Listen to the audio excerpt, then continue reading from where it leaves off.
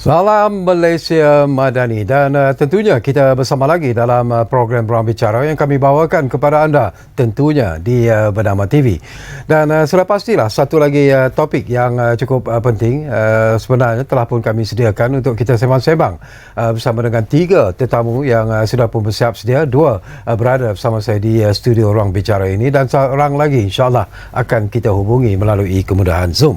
Baiklah, topik yang menjadi pilihan kita di program Ruang Bicara hari ini ialah kewajaran RUU kekal kerajaan. Ini ekoran daripada kenyataan yang telah pun dikeluarkan oleh Datuk Seri Zahid Hamidi baru-baru ini berkaitan dengan isu ini dan ianya telah mendapat pelbagai reaksi daripada pelbagai pihak. Ada yang setuju, ada yang tidak, tapi apapun inilah yang akan kita rungkaikan bersama dengan tetamu-tetamu yang berada bersama dengan saya. Baiklah, izinkan saya seperti biasa memperkenalkan dulu tetamu-tetamu yang berada bersama saya di studio. Kita ingin mengucapkan selamat datang buat pertama kalinya kepada yang berbahagia Dr. Zahid Zamri yang merupakan pensyarah kanan Jabatan Sains Politik UIM. Jadi doktor, apa khabar? Ya, alhamdulillah baik. Pertama kali doktor bersama dengan kami. Pertama kali. Kita ada seorang anak muda, seorang lagi anak muda yang juga beberapa kali sebenarnya sempat bersama kami di program Ruang Bicara ini. Tapi apapun, selamat datang semula kepada yang berbahagia Encik Izwafi Hadi Kamilan, iaitu pengarah eksekutif di Institut Reformasi Politik dan Demokrasi ataupun Reform. Jadi Hadi, apa khabar? Khabar baik. Jadi hari ini satu topik yang cukup penting dan menarik sebenarnya ya. Betul. Dan seperti yang saya sebut di awal tadi, kita juga ada seorang lagi tetamu yang akan kita hubungi melalui kemudahan Zoom. Jadi kita ingin mengucapkan jutaan terima kasih kepada yang berbahagia Profesor Maria Dr. Hamdan Datuk Muhammad Saleh, iaitu pengarah Institut Kajian Pilihan Raya dan Pemajuan Demokrasi ataupun IASAT di UNICEF. Jadi Prof, apa khabar? Alhamdulillah. Assalamualaikum. Waalaikumsalam. Sehat Prof ya? Alhamdulillah. Tuan Syakawi, Dr. Zahid sudah hadir. Jadi ini satu, kita ada tetamu yang cukup ramai sebenarnya. Tiga tetamu istimewa yang akan bercakap tentang isu yang saya kira cukup penting Prof ya. Jadi kita akan kongsikan InsyaAllah. dari pelbagai aspek dan kita harap ianya akan dapat memberi impak ataupun kesan kepada penonton-penonton kita yang sedang mengikuti program Ruang Bicara ketika ini. Dan kepada anda yang mungkin berkesempatan untuk bersama kami di program Ruang Bicara ini, anda juga sebenarnya kami beri ruang dan juga peluang untuk berkongsi pandangan dan juga pendapat berkaitan dengan isu ini. Jadi seperti biasalah kami menyediakan satu talian kepada anda di 03-2697-9768. Baiklah, mungkin menarik kalau kita mulakan dulu daripada pandangan Dr. Zahid Zamri sendirilah berkaitan dengan isu ini. Dan mungkin macam saya katakanlah Zahid ya, ramai yang setuju, ramai juga yang tidak setuju dan ramai jugalah yang berkongsi pandangan dan juga pendapat. Tapi pandangan peribadi daripada Dr. Zahid sendiri, apakah cadangan daripada Yang Amat Berhormat Timbalan Perdana Menteri yang juga merupakan Presiden UMNO merupakan sesuatu yang mungkin perlu kita fikirkan secara serius sebenarnya? Pandangan Zahid? Ya, Assalamualaikum dan salam sejahtera. Terima kasih kepada Cik Syarkawi bernama kerana menjemput saya, Cik Hadi dan Prof Hamdad. Ya. Pada hemat saya, perkara ini penting untuk dibicarakan kerana ia melibatkan berkenaan kestabilan sesebuah kerajaan. Jadi di dalam konteks ini ada dua persoalan. Yang pertama, ibarat kita di dalam sesuatu dilema. Yang pertama, antara perlukah kita untuk memiliki undang-undang seperti ini demi menjaga kestabilan sesebuah kerajaan, ataupun dalam masa yang sama kita juga terfikir, jika kita melaksanakan undang-undang seperti ini, adakah mungkin ia akan menjerumuskan kita ke dalam sesuatu situasi di mana kita tidak dapat untuk bersuara selama tempoh.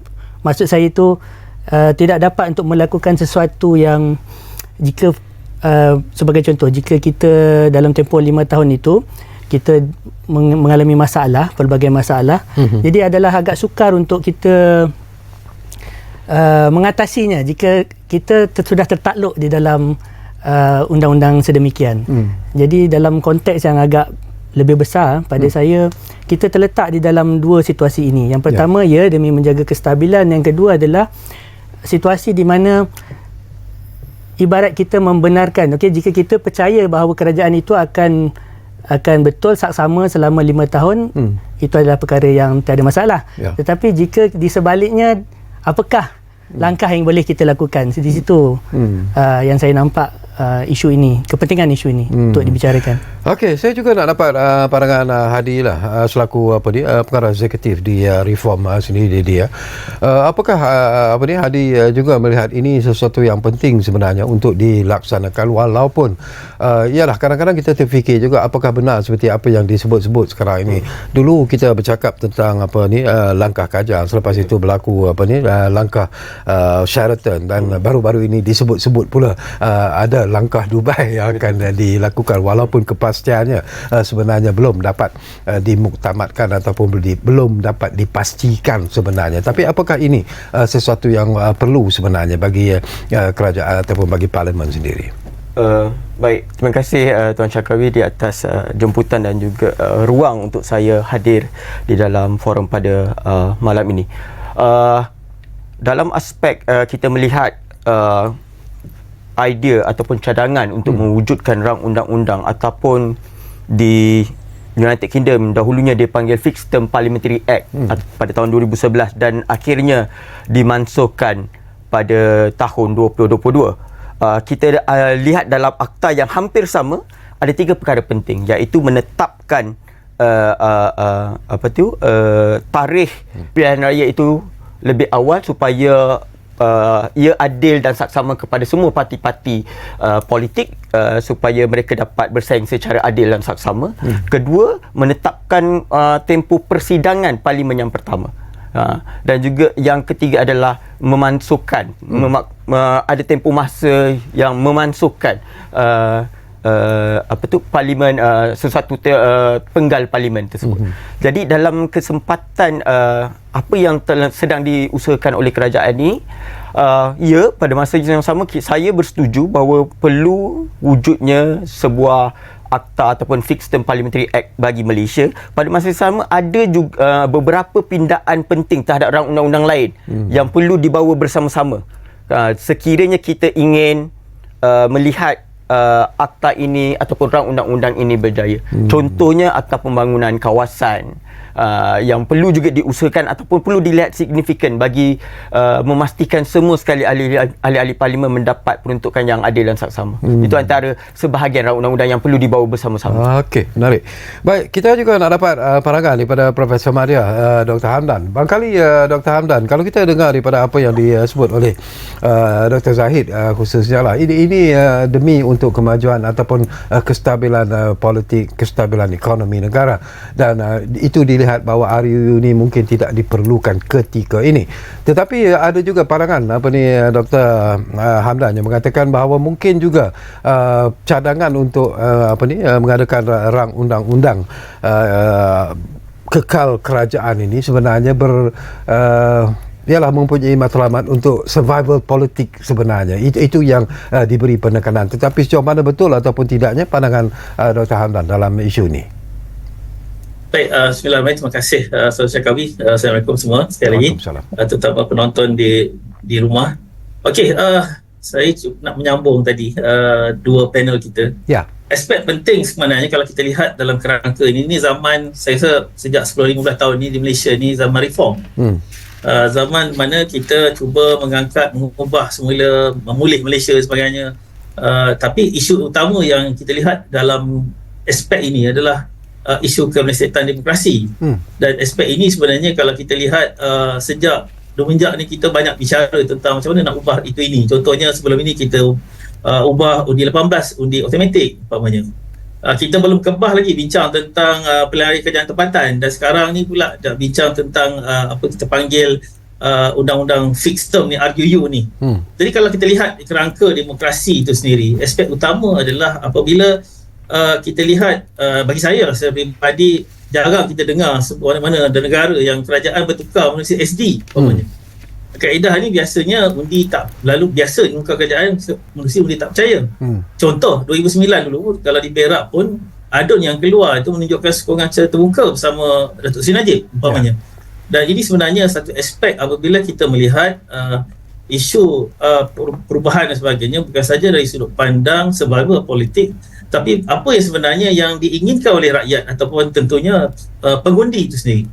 Kalau kami pernah buat kajian pada 2023 ketika PRN umpamanya, kita lihat antara aspek utama adalah antara dalam kalangan pengundi adalah untuk melihat kerajaan yang ada kekal. Jadi apa yang dibincangkan untuk RUU ini adalah adakah pilihan untuk mengubah kerajaan, langkah Dubai ke, langkah Sheraton ke, ada kata langkah Chowkit pun, adakah ini adalah untuk pandangan daripada keinginan MP atau keinginan rakyat. Jadi kalau kita lihat kajian kami baru pada 2023, pengundi Selangor hampir 77% ingin kekal. Kerajaan ini kekal, 83% ingin 9%, 82% di Pulau Pinang. Itu tak mengejutkan sebab dia di bawah kerajaan perpaduan. Tapi yang menarik di Kedah 53% kerajaan penduduk ingin kerajaan pusat itu kekal.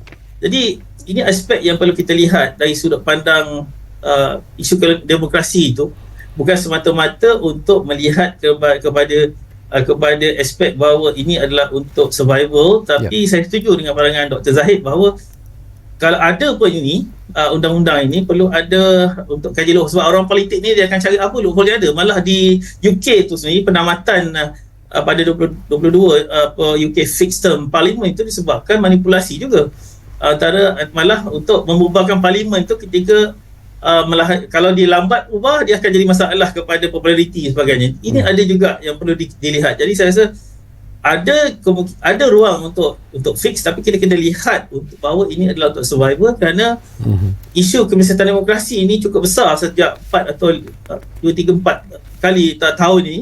Ini menyebabkan rakyat sudah letih, fatigue politik dan sebagainya, dan perlu ada satu kerangka jelas bahawa kestabilan itu yang paling utama. Allah. Itu pandangan saya pertama lah. Okey. Baik, menarik juga. Kembali semula kepada Dr. Zahid Zamri. Barangkali Dr. Zahid, kalau kita lihat bahawa cadangan yang dilontarkan oleh Yang Amat Berhormat Datuk Seri Zahid Hamidi ini mendapat sokongan juga sebenarnya daripada Yang Berhormat Datuk Seri Azalina Osman Said selaku Menteri di Jabatan Perdana Menteri yang menjaga awal undang-undang dan reformasi institusi. Dan tetapi satu kajian yang lebih mendalam dan menyeluruh perlu dilakukan sebelum RUU ini dapat dibentangkan di Parlimen. Jadi apakah antara aspek-aspek penting yang mungkin perlu dilihat sebenarnya sebelum RUU ini dicadangkan ataupun dibentangkan sebenarnya? Pada saya, antara yang sangat penting perlu dilihat adalah jika RUU ini berjaya diluluskan, kita perlu lihat seperti mana yang saya kata di awal tadi. Saya punya kegusaran adalah di manakah kita punya escape plan. So, contohnya di manakah adakah kita memiliki cara-cara untuk keluar daripada masalah jika terjadinya masalah. Jadi aspek-aspek seperti ini saya fikir yang paling utama sekali adalah undang-undang. Kita mungkin boleh melaksanakan fixed term, tetapi dalam masa yang sama kita mesti juga memastikan bahawa kedaulatan undang-undang itu berlaku kepada semua pihak. Yang mana jika sebagai contoh, sepanjang 5 tahun itu tiba-tiba terjadinya korupsi, terjadinya apa-apa masalah yang lain atau penindasan ataupun salah guna kuasa. Jadi mereka ini masih boleh, rakyat masih boleh bersuara dan masih boleh dibawa ke muka pengadilan. Jadi ini bermakna kita memiliki ruang untuk keluar daripada fixed term tersebut. Jadi fixed term ini tidak menjadi satu batu loncatan untuk kepada mana-mana pihak untuk menguasai 5 tahun ke semua 5 tahun tanpa ada check and balance. Tapi saya rasa mesti ini telah dipikirkan. Dan seperti mana saya kata tadi, aspek yang paling penting adalah undang-undang. Undang-undang ni mesti dipastikan bahawa dalam 5 tahun ini jika ada berlaku apa penyalahgunaan kuasa atau sebagainya, mereka ini masih boleh sebagai contoh mungkin masih boleh ditukar jawatannya kepada mereka yang lebih bagus. Jadi di sini saya rasa aspek undang-undang tu sangat penting jika kita ingin lakukan fixed term model ini. Saya juga ingin dapat pandangan daripada Adi ya. Kalau kita cakap tentang the fixed term itu sendirilah, adakah adil sebenarnya untuk sebuah kerajaan yang baru saja berusia lebih setahun lebih lah sebenarnya, dan setahun lebih jugalah baru kita ada Perdana Menteri yang ke-10 yang berhormat Datuk Seri Anwar Ibrahim, tapi apakah boleh dijadikan sebagai satu ukuran untuk menentukan sama ada berlakunya kejayaan dan kegagalan dalam pemerintahan sekarang ini melalui kerajaan perpaduan itu? Adakah itu satu statement yang adil sebenarnya? Sebelum saya nak menjawab soalan Tuan Syakawi, saya nak panjang ataupun menjelaskan lebih lanjut tentang aspek undang-undang yang telah disebutkan oleh Dr. Zahid. Kalau kita lihat bahawa kuasa prorok dan membubarkan parlimen ini, kita di bawah Perlembagaan Persekutuan disebut di bawah perkara 55(2), iaitu kuasa itu diberikan kepada Yang di-Pertuan Agong. Jadi apabila kita lihat fixed term parlimen, kalau kita nak panjangkan, adakah persoalan penting yang saya fikir, adakah kita akan meletakkan kuasa pembubaran parlimen itu kepada parlimen? Kerana kita faham bahawa fixed term parlimen, bahawa kerajaan akan memerintah sehingga 5 tahun yang terakhir. Kecuali apabila ahli-ahli parlimen, saya merujuk kepada Fixed Term Parliament Act 2011 yang dibuat di UK, di mana ada pengecualian sekiranya terdapat resolusi yang dibuat di dalam parlimen dan mendapat sokongan majoriti ahli-ahli di dalam dewan, maka akhirnya parlimen boleh dibubarkan. Jadi ini aspek penting dari segi perlembagaan persekutuan, iaitu kuasa Yang di-Pertuan Agong itu. Sekiranya kuasa Yang di-Pertuan Agong itu akan dipinda, maka ia akan dibawa pula kepada Majlis Raja-Raja. Itu satu aspek penting yang perlu dilihat di dalam Fixed Term Parliamentary Act ni. Satu. Dua, kita lihat juga bahawa Fixed Term Parliamentary Act yang harus digubal di Malaysia ini perlu juga memberikan penekanan, kerana kerisauan kita pada tahun 2022 di United Kingdom, akta itu dimansuhkan akhirnya. Maksudnya asal itu tidak menjawab, tidak memberikan kebaikan kepada kerajaan yang ada. Sebab itu dia patah balik kepada kayu ukur yang Tuan Syakawi cakap. Adakah kerajaan benar-benar ingin membuat akta ini sehingga berjaya dilaksanakan? Kerana kerisauan kita di akhirnya dia akan mengembalikan kuasa itu kepada Yang di-Pertuan Agong dan sebagainya. Itu kayu ukur yang saya risaukan, yang banyak aspek-aspek yang perlu dilihat bagi memastikan sebuah rang undang-undang itu, dan ia boleh dilakukan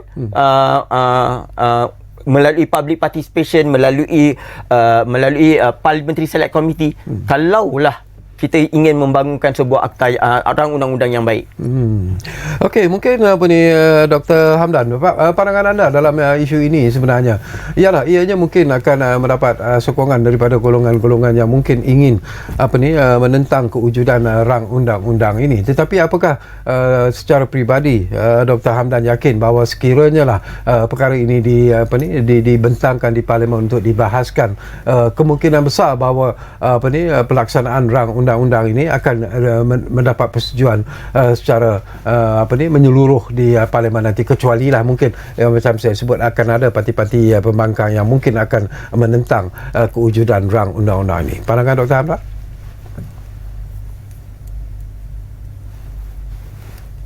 Saya tak dapat dengar suara Dr. Hamdan.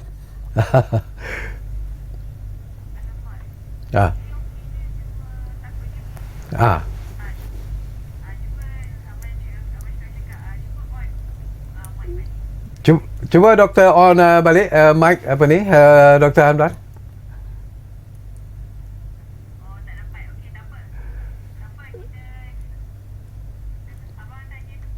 Okey, tak apa Dr. Hamdan, kita akan kembali semula kepada anda nanti. Mungkin ada sedikit gangguan teknikal yang berlaku dan saya percaya Dr. Hamdan akan memperbetulkannya sebentar lagi. Kembali kepada Dr. Zahid lah daripada apa yang sedang kita bincangkan ini. Yalah, ianya ada yang mengatakan bahawa ianya seolah-olah sesuatu yang mungkin akan melanggar dari segi sistem perundangan negara, dari segi sistem perlembagaan negara dan sebagainya. Sejauh mana anda melihat tentang isu ini? Ya, dari segi melanggar perlembagaan dan undang-undang, saya rasa kalau dibawa ke parlimen dan dipersetujui, benda itu akan jadi sah kan. Jadi tak ada masalah di situ. Tetapi mungkin kita perlu fikirkan tentang sebagai contoh persoalan berkaitan vote of no confidence ataupun undi tidak percaya, adakah ia masih boleh dilakukan selepas itu setelah kita mendapat fixed term deposit ini.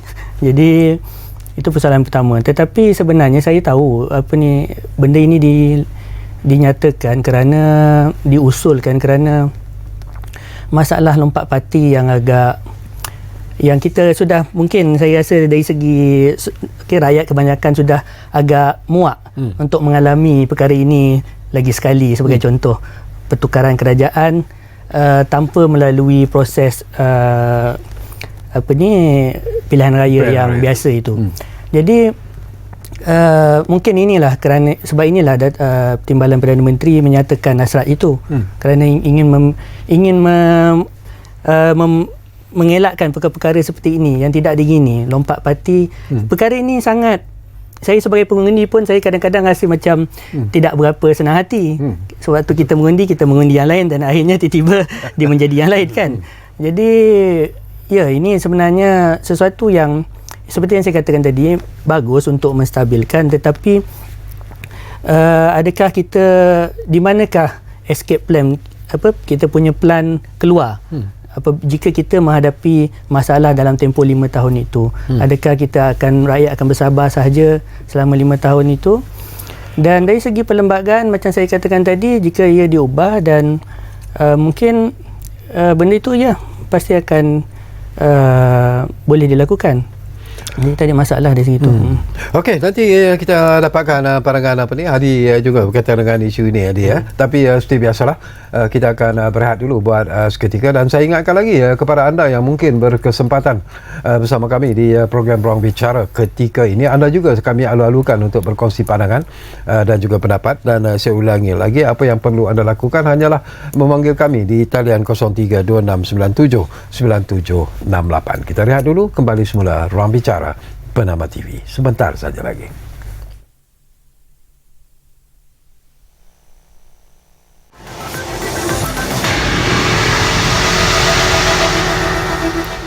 Baiklah, kita kembali semula ke Ruang Bicara ini, masih lagi bercakap tentang kewajaran RUU kekal kerajaan. Dan baik, okey, saya difahamkan bahawa kita dah pun dapat menghubungi semula Profesor Madya, Dr. Hamdan Datuk Muhammad Saleh.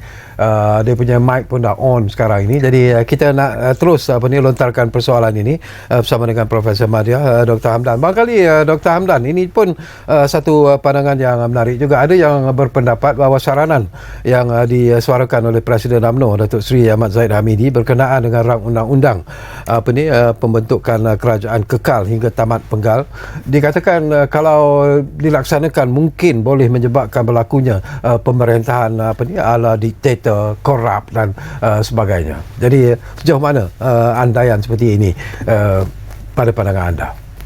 Baik, okey. Boleh dengar? Ya. Okey. Yang pertama, kalau kita lihat, saya tak setuju bahawa keadaan yang sekarang, suasana politik Malaysia sekarang akan, bila keadaan ini RUU ni jadi kenyataan, akan melahirkan satu sistem yang sedemikian. Sebab pertama, politik Malaysia, senario politik Malaysia tidak seperti dulu, seperti 20-30 tahun dulu. Sekarang kita tidak ada satu parti politik yang dominan seperti Barisan Nasional seperti dulu. Kalau nak digunakan fix 5 tahun dari Barisan Nasional dulu, umpamanya akan menjadi yang akan menjadi satu yang bersifat monopoli umpamanya. Sebab sekarang kita ada, malah sekarang pun adalah kerajaan yang paduan, yang mempunyai gabungan yang loose juga, seperti Sabah Sarawak, gabungan BN dan juga PH dan sebagainya. Ini satu yang pada pandangan saya tidak akan sukar untuk kita lahirkan kerajaan yang betul-betul boleh ke arah ke diktator atau authoritarian. Itu yang pertama. Yang kedua, kalau kita lihat 5 tahun ini, saya setuju tadi bahawa dengan pandangan Dr. Zahid, saya setuju bahawa memang masalah lagi. Oh, okey. Tak apa ni Dr. Hamdan, terganggu lagi sebenarnya kami gagal untuk mendapat suara anda. Jadi terpaksalah doktor bekerja lebih keras lagi lah untuk membetulkan keadaan. Tapi tak apalah.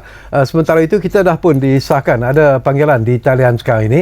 Dr. Muzaffar dari Kuala Lumpur difahamkan ada di talian kita sekarang ini. Assalamualaikum doktor. Halo Dr. Muzaffar. Apa dah jadi malam ni?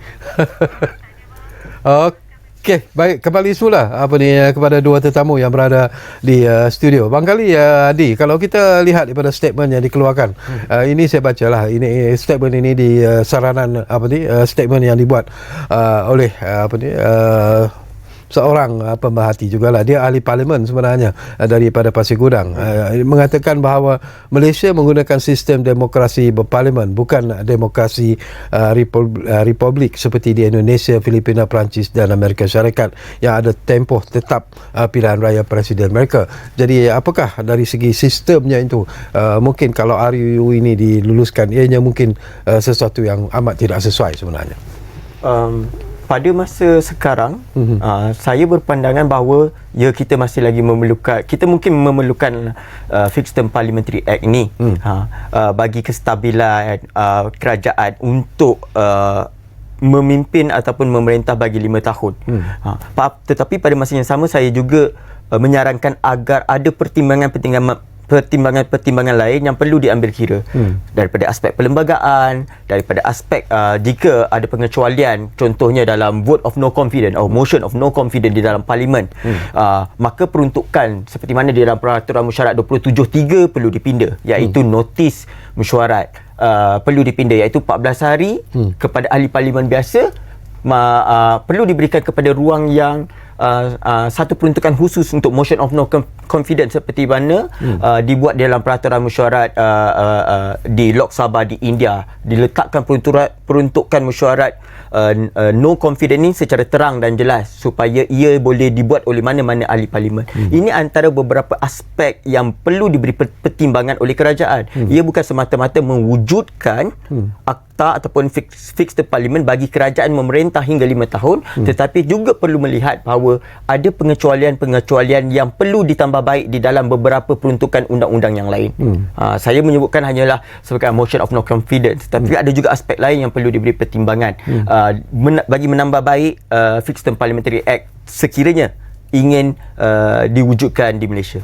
Tapi saya juga nak dapat pandangan Hadi daripada apa yang Dr. Zahid sebutlah. Kita ada akta anti lompat parti itu sendiri. Apakah dengan adanya akta itu sudah mencukupi sebenarnya, ataupun ianya akan memberi satu keyakinan bahawa kita tidak memerlukan RUU ini sebenarnya? Saya bersetuju akta anti lompat parti itu adalah suatu akta yang baik. Kerana ia sudah memberikan ruang untuk kerajaan memerintah seharusnya. Tetapi saya juga melihat bahawa Fixed Term Parliamentary Act yang cuba dicadangkan oleh kerajaan ini merupakan sebuah rang undang-undang bagi membolehkan kerajaan memerintah 5 tahun. Tetapi pada masa yang sama saya juga memperingatkan bahawa kita juga perlu memberikan ruang dan juga peluang yang adil juga kepada ahli-ahli parlimen yang lain selain daripada kerajaan. Pembangkang bebas untuk melalui akta-akta yang lebih signifikan, lebih penting. Sekiranya kerajaan ingin meluluskan Fixed Term Parliamentary Act, maka mengapa tidak kerajaan meluluskan beberapa akta lain, termasuklah akta dana parti politik, akta pembiayaan kawasan yang merupakan sangat signifikan juga setanding dengan akta Fixed Term Parliamentary Act. Okey, saya dipahamkan kita ada panggilan di talian sekarang ini. Kita cuba, mungkin tidak ada gangguan dan kita akan dapat mendengar apa yang ingin dilontarkan oleh pemanggil ini. Datuk Gulam dari Sabah difahamkan ada di talian kita sekarang ini. Assalamualaikum Datuk. Waalaikumsalam warahmatullahi wabarakatuh. Kami apa kabar, sehat ya? Ya. Ya, sepatutnya gambar Datuk Gulam ada di panel, tidak ada ya? Belum ada. Okey, so begini ya. Ya. Sekarang kita di Malaysia sangat-sangat bermasalah. Ya. Begitu besar beban untuk kita. Mengapa? Kalau kita tak harus buat undian di parlimen, kita bisa membayar di YB. Wakil rakyat berjuta, beratus juta Ya. untuk mengundi. Demikian juga apabila dia menjatuhkan kerajaan juga akan dibayar berjuta-juta, beratus juta. So itu adalah duit kerajaan, adalah duit rakyat. Ya. So sangat-sangat membimbangkan negara kita akan menjadi susah, menjadi masalah muplis. So why not? Sekarang kerajaan siapa yang menang? Siapa yang menang 222 kursi itu, 22 kursi menjadi kerajaan, siapa yang kalah menjadi pembangkang? Ya. Siapa yang kalah menjadi pembangkang untuk nak perform, untuk nak akan datang nak menang balik. So tidak adalah beli sana beli sini beli situ, akan lagi menjadi masalah kepada negara.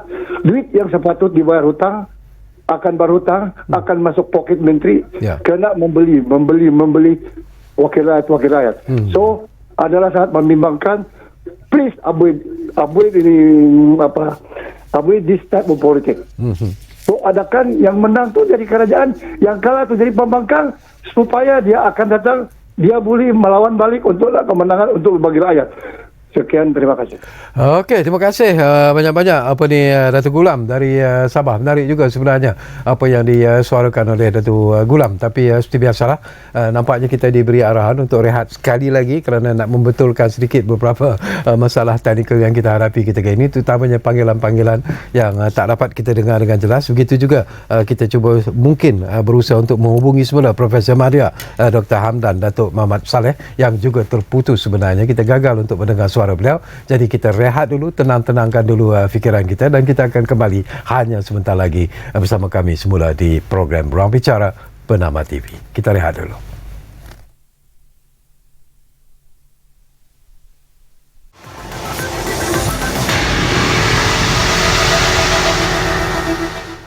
Baiklah, terima kasih banyak-banyak kalau anda masih lagi bersama kami di program Ruang Bicara ini, bercakap tentang kewajaran RUU kekal kerajaan.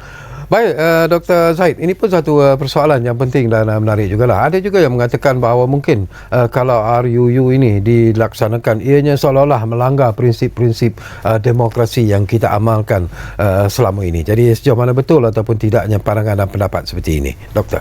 Ya, seperti mana yang saya katakan tadi, mungkin niatnya adalah demi untuk menjaga kestabilan kerajaan daripada gangguan-gangguan yang dilakukan oleh pihak lain dalam contohnya menjatuhkan kerajaan. Jadi secara dasarnya ia elok, tetapi pada saya berbalik pada soalan Tuan Syakarawi tadi, adakah ia mengganggu atau menggugat sistem demokrasi itu?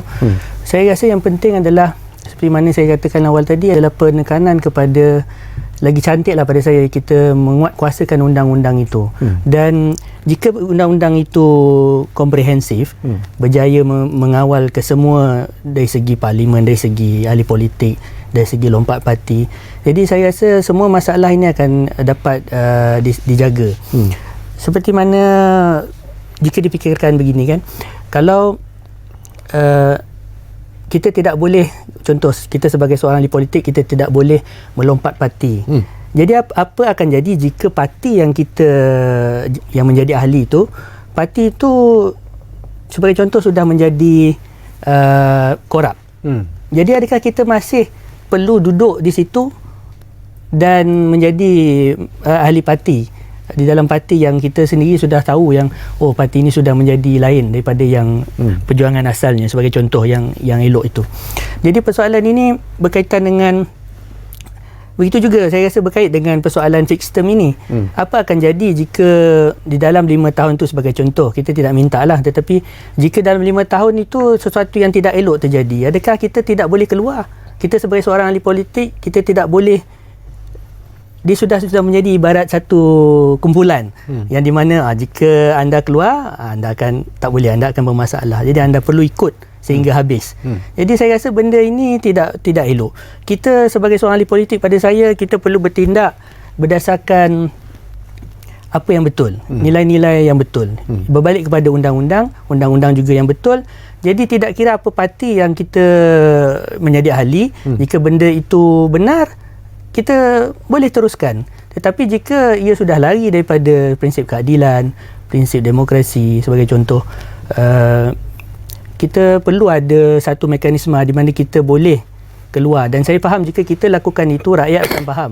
Dan saya rasa undang-undang perlu memberikan peluang untuk ahli-ahli politik yang perlu untuk keluar ini memberi penerangan kenapa, dan jika justifikasi yang diberikan dan mencukupi dan meyakinkan, jadi apa salahnya dia mengatakan jika saya tidak boleh duduk di sini lagi dan pada saya, hemat saya, ia tidak begitu bagus, jadi apa salahnya dia meninggalkan kumpulan tersebut. Jadi saya rasa perkara itu perlu ditekankan, undang-undang yang telus untuk semua sekali, dan ini akan menyelesaikan saya rasa masalah apa jua masalah lah, lompat parti ke pentadbiran ke, jadi semuanya ini akan dapat dikawal. Tapi secara peribadi juga Hadi, kalaulah RUU ini dilaksanakan, apakah Hadi merasa yakin bahawa ianya akan memberikan satu senario politik yang mungkin lebih kukuh sebenarnya, terutamanya di parlimen itu sendiri, kerajaan yang memerintah itu sendiri, walaupun mereka tahu mereka ada RUU yang boleh mencegah mana-mana parti ataupun kumpulan parti yang ingin menjatuhkan mereka? Seperti mana yang saya telah sebutkan tadi, bahawa rang undang-undang berhubung Fixed Term Parliament Act ini bagus, baik, tetapi juga perlu lihat pertimbangan-pertimbangan lain. Saya yakin bahawa sekiranya dibentangkan di dalam kerajaan, sudah pasti kerajaan mempunyai majoriti mudah untuk meluluskan rang undang-undang ini. Tetapi pertimbangan lain, seperti mana melanggar prinsip-prinsip demokrasi yang Tuan Syarkawi tanyakan sebentar tadi, aspek penting yang lain perlu dilihat. Apabila kita ingin mewujudkan akta ini, rang undang-undang ini, ya betul kerajaan akan memerintah sehingga tempoh 5 tahun ke hadapan, tetapi pada masa yang sama pengecualian diberikan sekiranya terdapat motion of no confidence, sekiranya terdapat sokongan majoriti resolusi ketetapan di dalam Dewan yang supaya agar parlimen dibubarkan lebih awal. Tetapi pada masa yang sama kita perlu ingat bahawa perkara 63 Perlembagaan Persekutuan menyatakan bahawa ada keistimewaan parlimen, bahawa sekiranya prosedur-prosedur di dalam parlimen ini dijalankan, ia tidak boleh dicabar di dalam mahkamah. Ini yang mungkin dikatakan sebagai melanggar prinsip demokrasi. Seharusnya berlakunya pertikaian antara institusi ataupun rakyat dengan institusi, ataupun institusi dengan institusi, ia seharusnya dibawa kepada badan kehakiman. Jadi adakah perkara seperti mana perkara 63 ini juga perlu difikirkan untuk dipinda, kerana ia melibatkan prosedur di dalam parlimen. Sekiranya anggapan saya supaya kerajaan tidak melakukannya, sekiranya kerajaan menggunakan prosedur-prosedur ini secara tidak betul, maka ia akan melanggar prinsip-prinsip demokrasi itu. Jadi itulah pertimbangannya, bahawa bolehkah kita mempertimbangkan bahawa perkara 63 keistimewaan parlimen, bahawa apa-apa prosedur, tata cara di dalam parlimen itu dibuka untuk dicabar di dalam badan kehakiman. Ya, itu jawapan saya. Okey, mungkin Dr. Hamdan dah pun pulih, saya haraplah di talian kita. Barangkali Dr. Hamdan, yalah kita terpaksa menerima hakikat bahawa sekiranya RUU ini diluluskan, sudah pastilah dibentangkan dan kemudiannya diluluskan.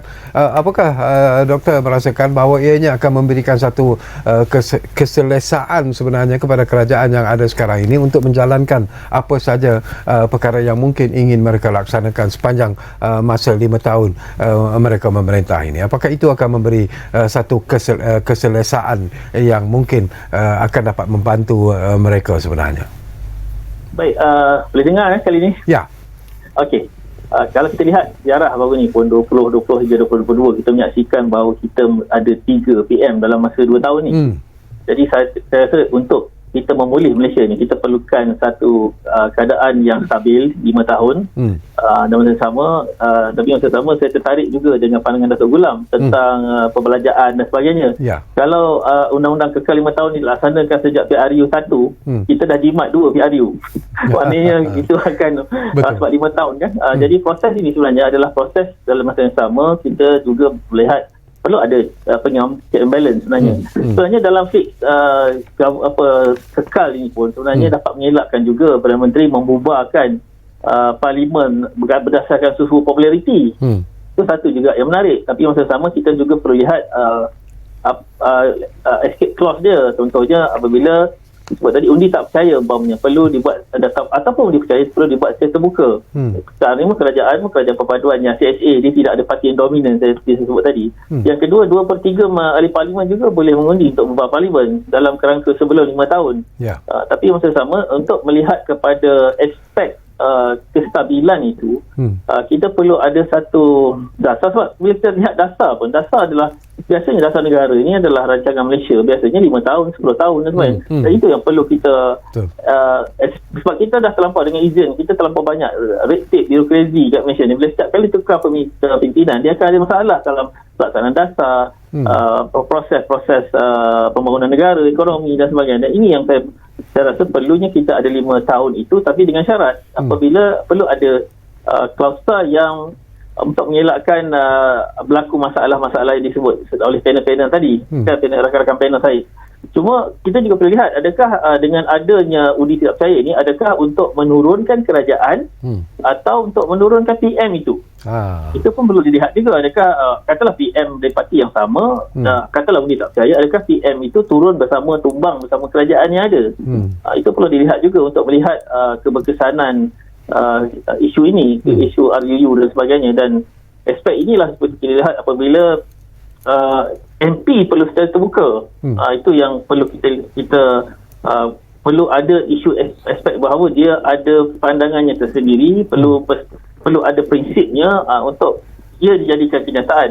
Tapi 5 tahun ini sangat diperlukan bagi melihat proses. Kalau kita lihat sekarang proses 1 tahun kerajaan yang ada sekarang, perpaduan kerajaan madani ini terganggu gugat apabila ada langkah itu, langkah ini, dan nyumbat ada spekulasi. Dan apabila fake ni, kita biasanya kalau ada dekat dengan, sebab kita mengikut limit kan 5 tahun, antara risiko utama adalah menjelang tahun-tahun terakhir, 2-3 tahun terakhir mula ada spekulasi, orang meredik ini tahun depan mau pilihan raya, dan ini akan jadi masalah kepada pembangunan dan sebagainya.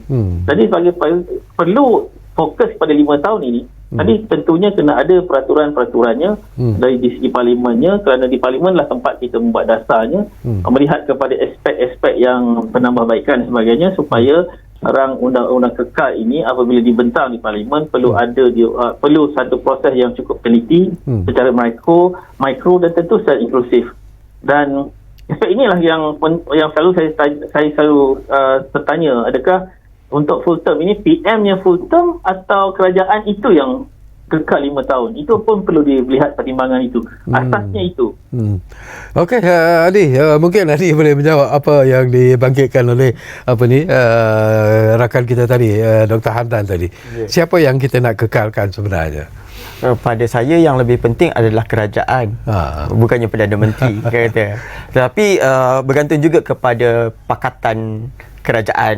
Pada hari ini adalah kerajaan madani, iaitu satu kerajaan perpaduan. Kata itu saya rasa aspek yang lebih penting, sebab kerajaan pakatan perpaduan yang ada memilih Perdana Menteri. Itu yang lebih penting pada saya. Okey, masa mencemburui kita sebenarnya, banyak gangguan yang berlaku. Jadi kita tinggal lebih kurang 2-3 minit saja lagi, tapi saya beri peluanglah kepada Dr. Zahid. Apakah Dr. Zahid dalam diri Dr. sendiri merasa yakin bahawa sekiranya RUU ini dibentangkan, ianya sudah pasti akan mendapat sokongan terutamanya daripada parti pemerintah sekarang ini, dan sudah pasti ianya akan diluluskan? Ya, sebagaimana dinyatakan oleh Cik Hadi tadi, sebab mereka adalah majoriti, jadi kemungkinan besar untuk ia diluluskan adalah ya betul. Cuma saya nak tekankan di sini adalah ahli politik perlu ada prinsip, di mana tidak sewenang-wenangnya mereka akan menjual prinsip itu untuk atas dasar practicality.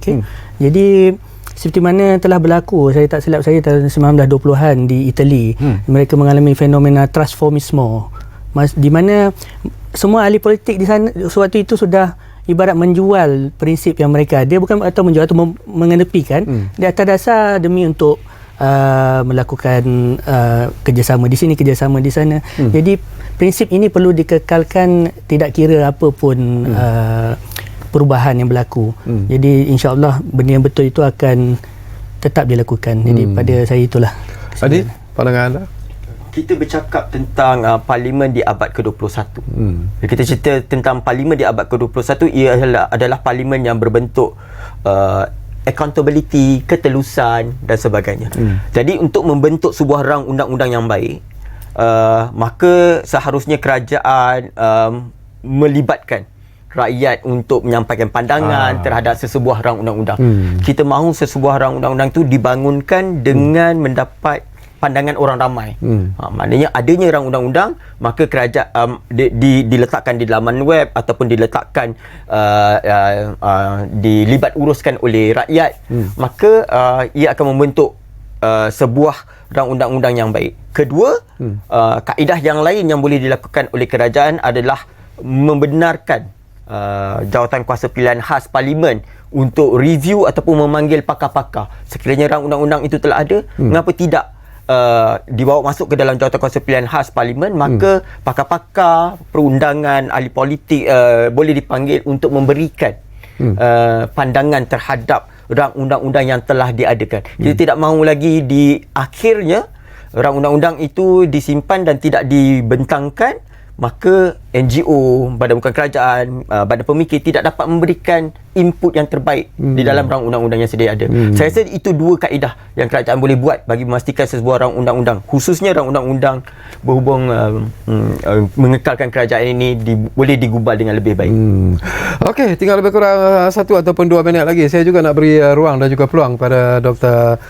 Hamdan yang kita hubungi melalui kemudahan Zoom. Apa lagi yang ingin Dr. Hamdan sampaikan di penghujung program Ruang Bicara ini? Silakan Doktor. Baik, kita sudah sampai masa untuk memulih Malaysia ke arah yang baru, fasa baru dan sebagainya. Kita lihat rakyat Malaysia cukup bijak, dan juga ini sudah sampai masa untuk kita melihat bahawa apa pun hari ini, apa pun hari akan datang, apa aspek utama adalah bagaimana faedah itu dapat kepada rakyat dan dapat kepada dalam usaha membangun dan memberdaya Malaysia, dan barulah negara ini menjadi sebuah negara yang berkat, yang sejahtera, dan akhirnya lahirlah ahli-ahli politik yang budiman. Okey. Terima kasih banyak-banyak kepada Profesor Madya, Dr. Hamdan, Datuk Muhammad Saleh. Setinggi-tinggi terima kasih juga kepada dua tetamu yang menemani saya di studio program Ruang Bicara hari ini, iaitu Dr. Zahid Zamri dan juga saudara Izwafi Hadi Kamilan, kerana sudi bersama kami. Dan sudah pastilah kita juga sebagai rakyat biasa juga menunggu apakah reaksi dan juga respon nanti daripada parti-parti politik yang ada di negara kita ini apabila RUU kekal kerajaan ini dibentangkan di Parlimen. Dan mungkin ialah dari segi kalau ianya dibentangkan dan diluluskan, kita juga ingin melihat apakah kesannya nanti, dan itu juga merupakan aspek yang cukup penting sebenarnya yang perlu diberi perhatian serius oleh kerajaan khususnya. Jadi terima kasih kepada anda yang menumpukan perhatian bersama kami di program Ruang Bicara ini, dan seperti yang selalu kami janjikan kepada anda, Ruang Bicara akan terus berbicara bersama anda dari masa ke semasa. Kita jumpa lagi.